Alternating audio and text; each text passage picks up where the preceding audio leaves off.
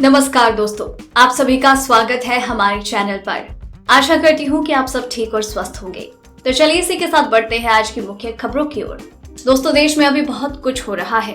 एक जगह जहां देश में लोग कोरोना जैसी महामारी से जूझ रहे हैं, वहीं देश में कई हिस्सों में भारी बारिश होने के चलते बाढ़ आ चुकी है। साथ ही कल एयर इंडिया का दुबई से आने वाला प्लेन भी क्रैश हुआ। अब इसी बीच पीएम मोदी ने एक बड़ा ऐलान किया, जिसकी सटीक जानकारी हम आपको इस वीडियो में देंगे। बस आप वीडियो के साथ अंत तक बने रहिए। इसी के साथ ही दोस्तों, आपको ले चलते हैं आज की मुख्य सुर्खियों की ओर, जहां आपको सबसे पहले बताएंगे देश में कोरोना का क्या है हाल। वहीं बताएंगे केरल के कोझिकोड हादसे में मरने वालों का आंकड़ा 18 पहुंचा, विमान के हो गए थे 2 टुकड़े। साथ ही बताएंगे इस राज्य में आज से 55 घंटे का लॉकडाउन, ये है बंद के नियम। वहीं 15 अगस्त को अपने भाषण में पीएम मोदी कर सकते हैं इस खास योजना का जिक्र। बड़ी खबर, केंद्र सरकार अगले महीने स्कूल खोलने की बना रही है योजना, ये है पूरा प्लान। इसी के साथ अगली खबर में आपको बताएंगे आपके राज्य का मौसम का हाल। वहीं बताएंगे पेट्रोल डीजल के आज के दाम। साथ ही बताएंगे T20 वर्ल्ड कप और वुमेन वर्ल्ड कप पर आईसीसी का बड़ा फैसला, जाने कब और कहां होगा मुकाबला। वहीं रेहड़ी पटरी सड़क किनारे दुकान चलाने वालों के लिए बड़ी खबर, पहचान पत्र के बिना भी मिलेगा 10,000 का कर्ज। तो चलिए दोस्तों, एक एक करके सभी बड़ी खबरों के बारे में जान लेते हैं। इसी के साथ आइए आज की पहली बड़ी खबर पर नजर डालते हैं। भारत में 24 घंटे के लगातार दूसरी बार कोविड-19 के 60,000 से ज्यादा मामले सामने आने के साथ ही शनिवार को देश में संक्रमण के कुल मामलों की संख्या 21 लाख के आंकड़ों के करीब पहुंच गई है। स्वास्थ्य मंत्रालय के द्वारा शनिवार सुबह ताजा आंकड़ों के अनुसार पिछले 24 घंटे में 61,537 नए मामले सामने आए। वहीं 933 लोगों की मौत हुई। इसके अलावा इस बीमारी से उबरने वाले मरीजों की संख्या 14,27,005 हो गई। कुल मृतकों की संख्या 42,518 पर पहुंच गई। वहीं रिकवरी रेट सुधार के साथ 68.32% पर पहुंच चुकी है। इसी के साथ चलिए बढ़ते हैं अगली खबर की ओर।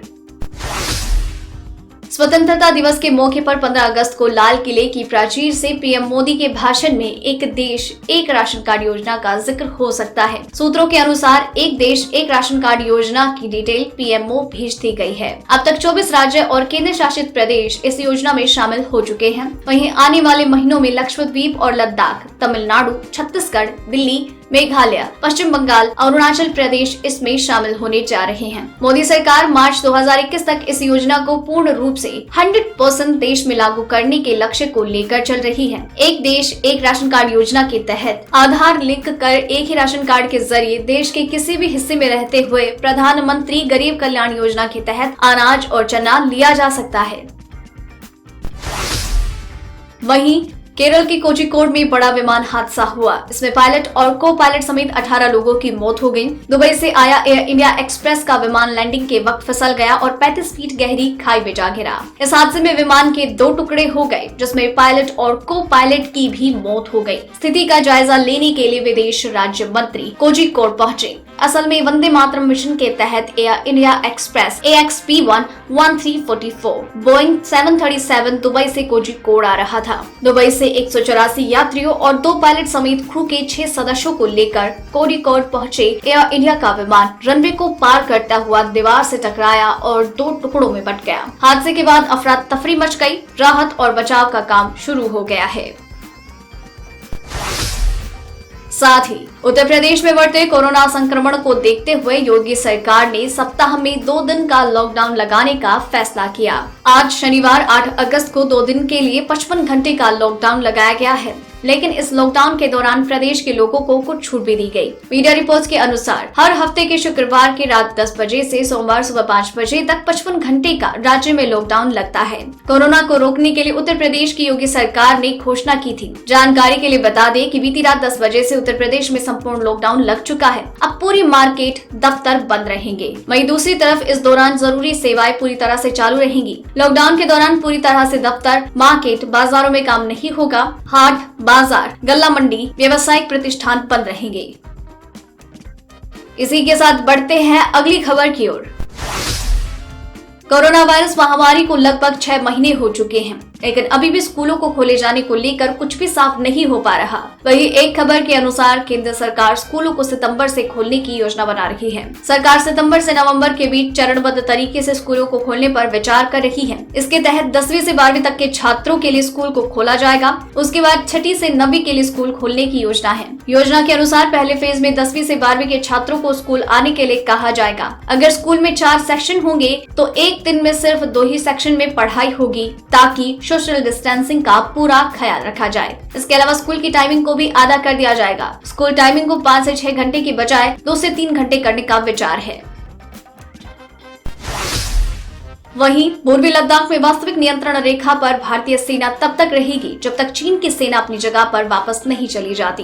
भारत ने चीन से कई मौकों पर कहा कि दोनों देशों के बीच संबंधों की बहाली के लिए उन्हें पूर्वी लद्दाख की गतिरोध वाली जगहों पर 20 अप्रैल से पहले की स्थिति में आना होगा, यानी जो जहां था वो वहां चला जाए। लेकिन चीन ने ऐसा नहीं किया। अंग्रेजी अखबार हिंदुस्तान टाइम्स की एक रिपोर्ट के अनुसार इस पूरे मामले से जुड़े हुए एक सूत्र ने बताया कि भारत भी अड़ा हुआ है। रिपोर्ट के अनुसार एक सूत्र ने कहा, चीन की सेना पीपुल्स लिबरेशन आर्मी ने इस पूरे घटनाक्रम को स्टारिंग मैच बना दिया है। वो चाहता है कि भारत हाथ पर हाथ रखे बैठा रहे। हम भी इस इंतजार में बैठे हैं कि ऐसे कदम उठे ताकि सीमा विवाद के पड़ने वाले असर का चीन को एहसास हो। दोस्तों, वीडियो में और भी काफी महत्वपूर्ण खबरें बाकी हैं, इसलिए इस वीडियो के साथ बने रहिए। तो चलिए बढ़ते हैं अगली खबर की ओर। सरकारी तेल कंपनियों ने आज तेल की कीमतों में कोई बदलाव नहीं किया। ये लगातार आज 7वां दिन है जब पेट्रोल डीजल के ग्राहकों को राहत मिली। आज दिल्ली में पेट्रोल की कीमत 80.43 और डीजल 73.56 रुपए प्रति लीटर है। IOCL से मिली जानकारी के अनुसार कोलकाता, मुंबई और चेन्नई में 1 लीटर पेट्रोल की कीमत 82.05, 87.19 और 83.63 है और डीजल भी 77.06, 80.11 और 78.86 रुपए प्रति लीटर है।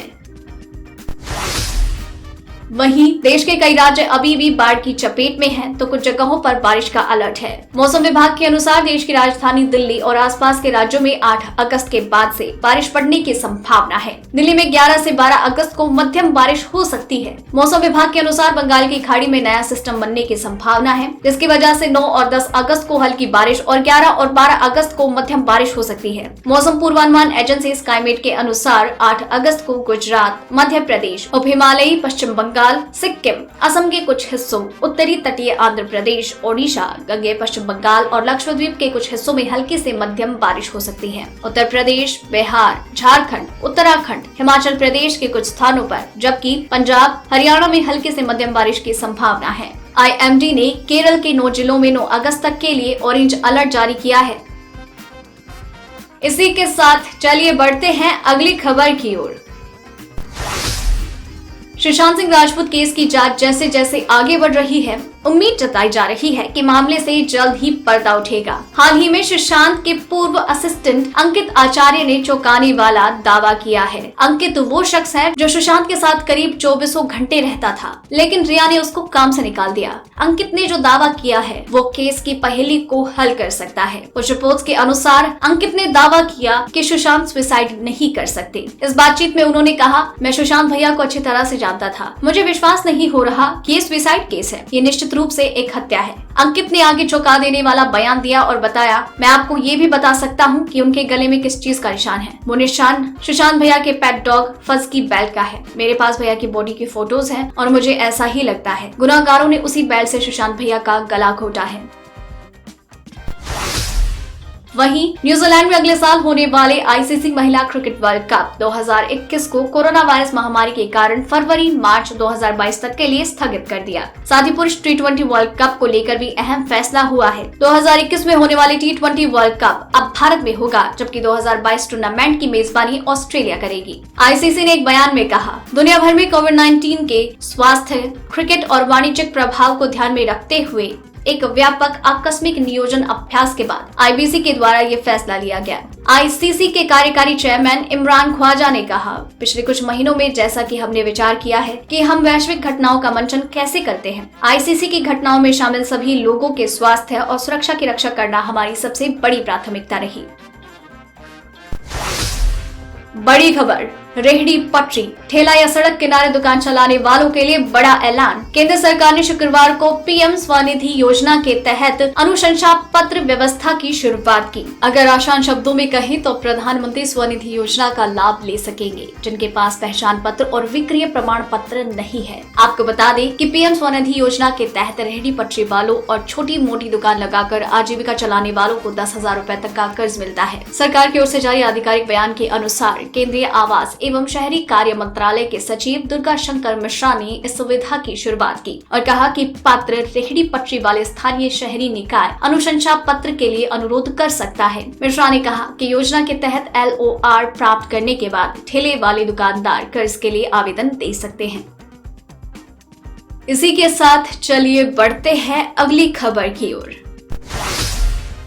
नोकिया और फ्लिपकार्ट ने देश में हाल ही में 43 इंच, 55 इंच और 65 इंच स्क्रीन साइज के स्मार्ट टीवी लॉन्च किए। अब लगता है कि HMD ग्लोबल के मालिकाना हक वाली नोकिया के कुछ और स्मार्ट टीवी भारत में पेश कर सकती है। 32 इंच और 50 इंच स्क्रीन साइज वाली नोकिया स्मार्ट टीवी पर काम चल रहा है और इन्हें BIS सर्टिफिकेशन वेबसाइट पर लिस्ट किया गया। नोकिया पावर यूजर की एक रिपोर्ट के अनुसार 32 इंच नोकिया स्मार्ट टीवी में फुल HD रेजोल्यूशन की स्क्रीन होने का खुलासा हुआ है। फुल HD रेजोल्यूशन स्क्रीन के साथ आने वाला ये नोकिया का पहला टीवी होगा। वहीं 50,000 मॉडल नंबर से लिस्टेड एक दूसरे नोकिया टीवी में UHD रेजोल्यूशन डिस्प्ले हो सकती है। 43 इंच स्क्रीन वाले स्मार्ट टीवी की कीमत 31,999 रूपए है। इस लिहाज से देखें तो नोकिया 32 इंच टीवी को 21,999 रूपए के आसपास लॉन्च किया जा सकता है। वहीं 50 इंच वाली टीवी की कीमत 36,999 रूपए के आसपास रखी जा सकती है। दोस्तों, आज की खबरों में बस इतना ही। अगर आपको भी ये खबरें अपने मोबाइल पर हर दिन चाहिए तो इस वीडियो के नीचे दिए गए इस लाल बटन को दबाकर चैनल को सब्सक्राइब कर लीजिए। साथ ही साइड में दिए गए इस घंटी को भी दबाइए। और अगर आपने ये वीडियो पूरा देखा है तो अपना नाम नीचे कमेंट बॉक्स में जरूर लिख भेजिएगा। फिर मिलते हैं कल। जय हिंद, धन्यवाद।